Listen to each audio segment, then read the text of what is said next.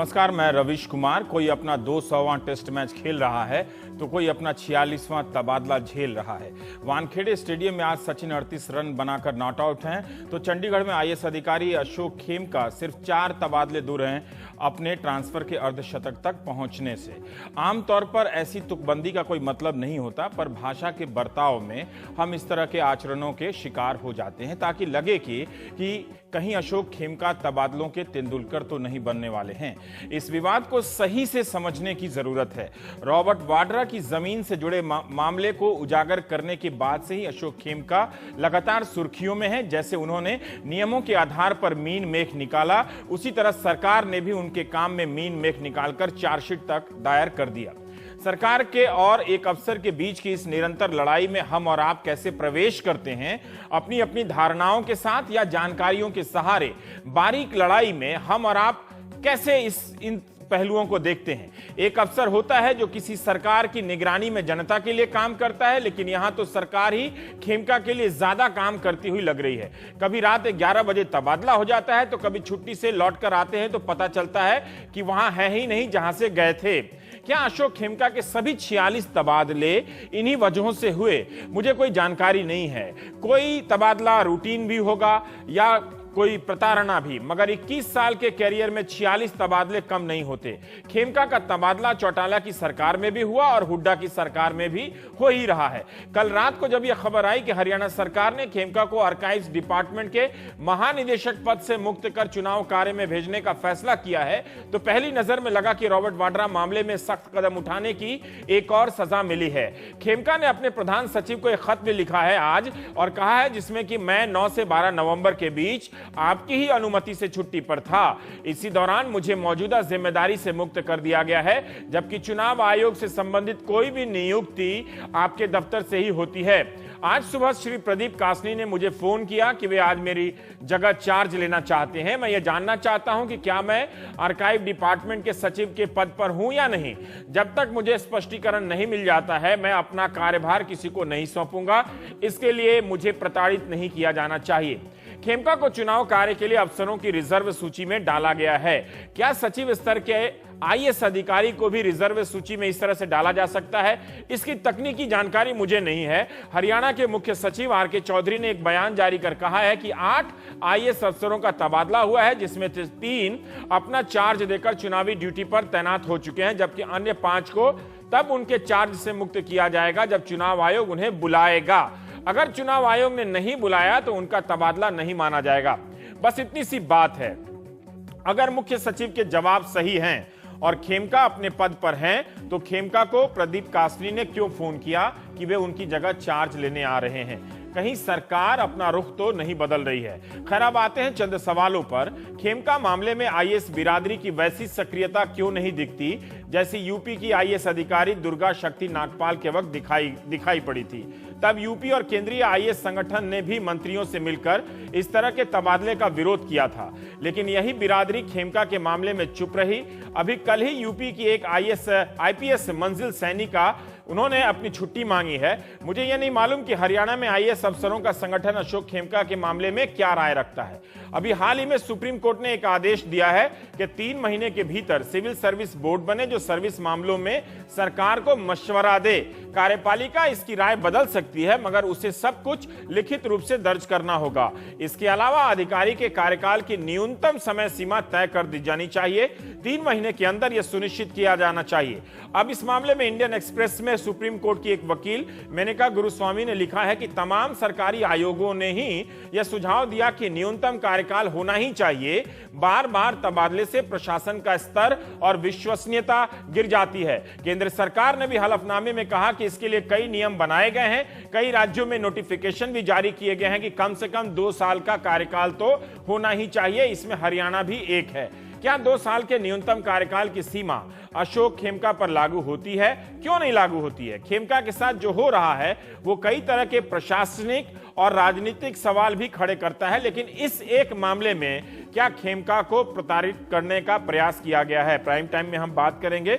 अशोक खेमका साहब हैं, आईएएस अफसर हैं। पीसी परख साहब हैं, पूर्व कोयला सचिव हैं। और टीएसआर सुब्रमण्यम, पूर्व कैबिनेट सचिव। और रणदीप सिंह सुरजेवाला, थोड़ी देर में जुड़ जाएंगे हमारे साथ। खेमका साहब, हम ये जानना चाहते हैं कि सरकार का भी एक प्रतिक्रिया आई है। आप जिस प्रदेश के हैं, आपके प्रदेश के चौधरी साहब ने, मुख्य सचिव ने, प्रधान सचिव ने यह प्रतिक्रिया दी है कि आपका तबादला नहीं हुआ है और ये कहा है कि आप एक रिजर्व में रखे गए हैं। जब चुनाव आयोग आपको बुला लेगा तो आपका तबादला माना जाएगा और जब तक चुनाव आयोग नहीं बुलाता है तब तक आप अपने पद पर रहेंगे। क्या ऐसा ही आदेश आपकी नजर में आया था? धन्यवाद रवीश जी। आपके चैनल पर जो कहूंगा वो मेरे व्यक्तिगत विचार होंगे। देखिए रवीश जी, जो 12 नवंबर को सरकार का तबादले का आदेश है उसमें स्पष्ट शब्दों में ऊपर में पहली लाइन में लिखा है कि ये तबादले तुरंत प्रभाव से लागू किए जाएंगे। और उस आदेशों में एक अफसर है प्रदीप कासनी, उसको आदेश दिया गया कि आप सचिव एवं महानिदेशक अभिलेखागार विभाग का कार्यभार तुरंत अशोक खेमका से ले लें। रिमार्क्स कॉलम में यह दिया गया था कि ये जो कार्यभार लेंगे इलेक्शन ड्यूटी के पीरियड के दौरान लेंगे। इस आदेश का ये मतलब होता है कि अशोक खेमका इलेक्शन ड्यूटी में है, तुरंत प्रभाव से ये आप कार्य ले लें। जब वो इलेक्शन ड्यूटी से वापस आ जाएं तब कार्यभार दोबारा अशोक खेमका ले लेंगे। अब इसमें रवीश जी 25 अक्टूबर को इलेक्शन कमीशन ने मुझे रिजर्व लिस्ट में रखा है। मेरी कोई ड्यूटी नहीं लगाई गई, ना मुझे कोई नियुक्ति पत्र दिया गया। उस अधिकारी ने, और सही तरीके से, कोई उसने गलत काम नहीं किया, मुझे 13 तारीख यानी कल 11 बजे टेलीफोन किया कि सर मैं चार्ज लेने आ रहा हूं और आपके कमरे में मैं चार्ज लेने आ रहा हूं, आपका ऑफिस का कमरा भी लूंगा और आपका पद भी लूंगा। मैं उससे सिर्फ मैंने इतनी विनती की कि देखो मेरा कोई इलेक्शन ड्यूटी नहीं लगी है, अगर आप चार्ज मेरा ले लोगे अतिरिक्त रूप में तो मेरे पास कोई चार्ज नहीं रह जाएगा। मैं इलेक्शन ड्यूटी पर नहीं जा सकता क्योंकि कोई नियुक्ति पत्र मेरे को जारी नहीं हुआ और मेरी तनख्वाह कट जाएगी, मुझे ऑफ ड्यूटी माना जाएगा, मेरी पेंशन को इफेक्ट करेगा। तो मैंने मुख्य सचिव को उसी दिन एक पत्र लिखा और पत्र में सारी बात समझाई कि आपने जो आदेश दिया विद इमीडिएट इफेक्ट वो त्रुटिपूर्ण है। उसकी वजह से, त्रुटि है या नहीं है मैंने ये नहीं लिखा क्योंकि मैं सरकारी एक्शन पर कोई कमेंट टिप्पणी नहीं कर सकता। मैंने ये कहा इस आदेश के तहत मैं अपने चार्ज नहीं छोड़ा हूं, आप क्लैरिफाई कीजिए कि क्या मैं अपना चार्ज छोड़ दूं या मुझे कौन सी इलेक्शन ड्यूटी मिली है, मुझे ये सूचित कर दे, मैं जाकर के अपनी ड्यूटी निभाया हूं। एक बार और मुझे मैं यहाँ रोकना चाहता हूं, 4 दिन मैं यहां रोकना चाहता हूं कि आपने ये कहा कि देखिए बहुत सारे लोगों को प्रशासनिक कामकाज कैसे होते हैं इसकी जानकारी नहीं होती है। आप ये कह रहे हैं कि 25 अक्टूबर को चुनाव आयोग ने अपनी तरफ से आपको रिजर्व लिस्ट में रख दिया कि जरूरत पड़ेगी तो हम अशोक खेमका की सेवा ले लेंगे, ठीक है। और राज्य सरकार ने एक आदेश दिया कि अशोक खेमका की जगह प्रदीप कासनी जी जाकर वहां चार्ज ले लें क्योंकि उन्हें चुनाव आयोग के काम पर बुलाया जा सकता है, ठीक है। मैं यहां तक ठीक हूं। अब मुझे ये एक बात बताइए कि क्या ये जो 3 अफसर गए हैं या इस 8 लोग हैं इस सूची में, खेमका साहब एक सेकंड, इस सूची में जो 8 लोग हैं, आपके अलावा क्या उन 7 को जिम्मेदारी दे दी गई है? सिर्फ आप अकेले ऐसे व्यक्ति हैं जिनको कोई काम नहीं मिला है और आपका तबादला किया गया है? देखिए जो बाकी 7 लोग हैं उनको काम दिया गया या नहीं दिया गया, उनको रिजर्व सूची पे रखा है, ये तो सरकार बताएगी, हरियाणा सरकार बताएगी। अच्छा। चुनाव आयुक्त बताएगा।